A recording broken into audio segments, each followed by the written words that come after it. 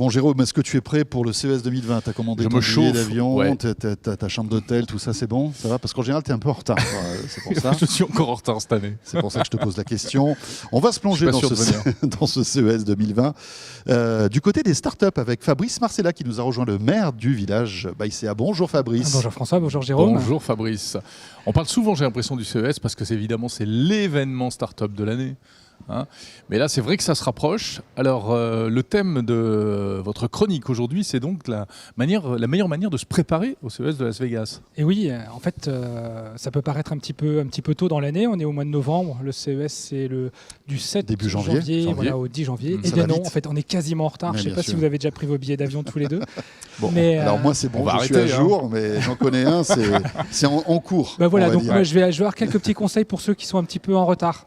Pour pouvoir se tenir prêt au CES. Donc CES qui date de 1967. C'est la 53e édition. Ça parle de quoi ? Ça parle d'électronique grand public, mais ça parle aussi depuis quelques années d'innovation portée par des startups et notamment beaucoup de startups françaises. 2019, 360 startups françaises sur les 1260 startups, j'ai révisé mes chiffres, qui étaient présentes sur ce qu'on appelle l'Eureka Park. Ouais. Donc il y a 2 grands lieux à visiter quand on va au CES. On parle que français d'ailleurs à l'Eureka Park. Ah ben, ça tombe bien, je suis pas très bon en anglais, mais il n'y a que des Français à l'Eureka Park. Incroyable. Et il y a deux grands espaces de démonstration. Il y a ce qu'on appelle le Las Vegas Convention Center, c'est plus l'électronique grand public, et c'est là où l'année dernière LG présentait son écran plat enroulable. Et puis il y a l'autre pan, l'Eureka Park, dans un hôtel qui s'appelle le Venetian, où on a toute l'innovation portée par des startups. On y sera d'ailleurs, bien sûr. C'est là où vous serez. On y sera. Et sachez qu'il ne suffit pas en fait au CES de Las Vegas d'avoir envie d'y aller en tant que start-up pour exposer. Encore faut-il que l'organisateur vous y accepte. Donc les jeux sont quasiment faits. Il faut montrer patte blanche. Il faut montrer patte blanche. Il faut être une start-up qui propose un produit qui n'a pas encore été commercialisé et qui sera commercialisé dans les 3 ans au plus tard après son passage sur le CES. Plutôt électronique à destination du grand public, mais on voit que le CES se transforme aussi en B2B, c'est-à-dire s'adressant aussi à des professionnels. Cela dit, ces portes d'entrée, ces clés d'entrée sont plutôt positives parce que ça permet quand même d'avoir une espèce d'originalité chaque année. De brasser, en tout cas de faire tourner et d'éviter de voir toujours les mêmes startups présentes. Bien sûr. Alors, pour s'y préparer, le mieux, c'est de rejoindre une délégation pour y aller. Évitez, quand vous êtes une startup, d'y aller seul. 1, ça coûte très cher.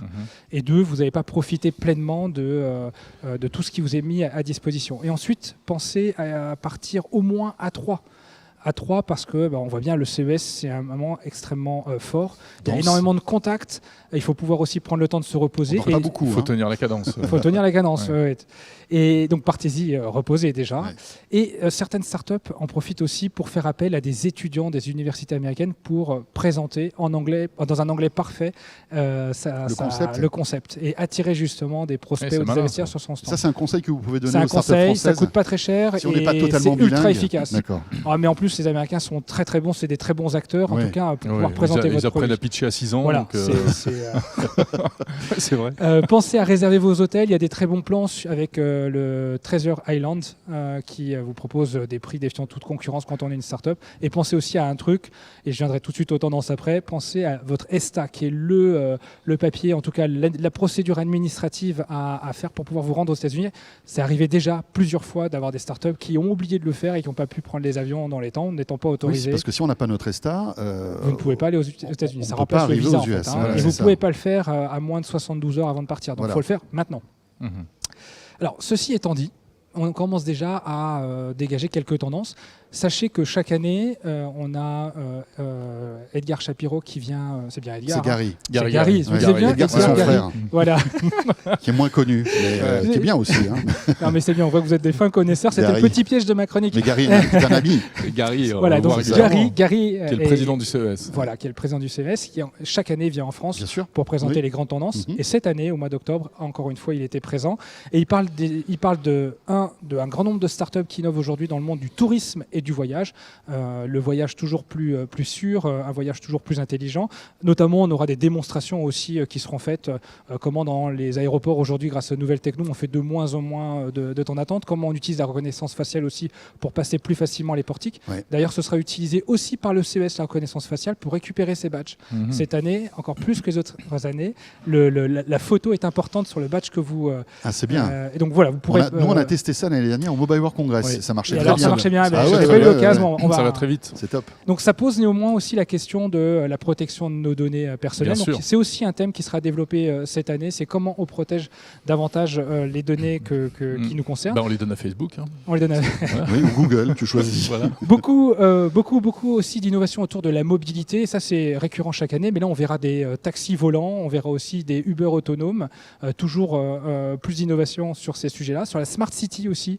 Smart City, c'est toutes les startups ou toutes les boîtes qui innovent autour de la ville intelligente. Ouais, c'est ça. Et donc, il y aura une startup, je ne sais pas si c'est une startup d'ailleurs, Valeran, qui va présenter comment, au travers des objets connectés, il va transformer les routes en infrastructure finalement, qui propose de la donnée aux voitures intelligentes qui se multiplient chaque jour un peu plus. Sur la santé aussi, énormément de choses sur la santé, pas uniquement sur les objets connectés, même si encore une fois cette année ça fera le carton plein, mais c'est aussi autour du médicament, autour de l'anticipation aussi des maladies que vous pourriez avoir, avec notamment un Alexa ou des Apple qui peuvent vous proposer au son de en tout cas à la reconnaissance de votre voix, si vous avez un petit peu tout, de vous proposer un médicament plutôt qu'un autre pour pouvoir soigner tout ça. Et bien sûr, on aura de l'IA partout et toutes les startups représenteront bien des innovations sur ces sujets-là. L'environnement, Fabrice. non, on n'en parle pas beaucoup. Si, l'environnement aussi, on aura beaucoup de startups sur ces sujets-là. Et combien de startups partiront avec le village cette année?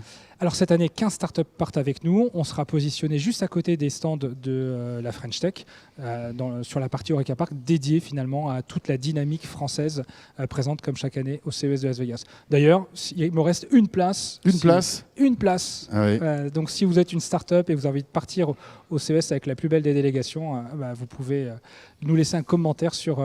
c'est quoi, ce sera sur YouTube, je pense. Oui, c'est sur YouTube, bien sûr. Oui, voilà. Après, il faut être éligible, bien évidemment. Oui, mais bien sûr. Bien sûr. Ça vaut le coup de tenter Ça vaut sa le coup chance. de tenter, tout à fait. Merci beaucoup, Fabrice. Merci à vous deux. Bon CES, et puis on se croisera là-bas, bien sûr, Ouais.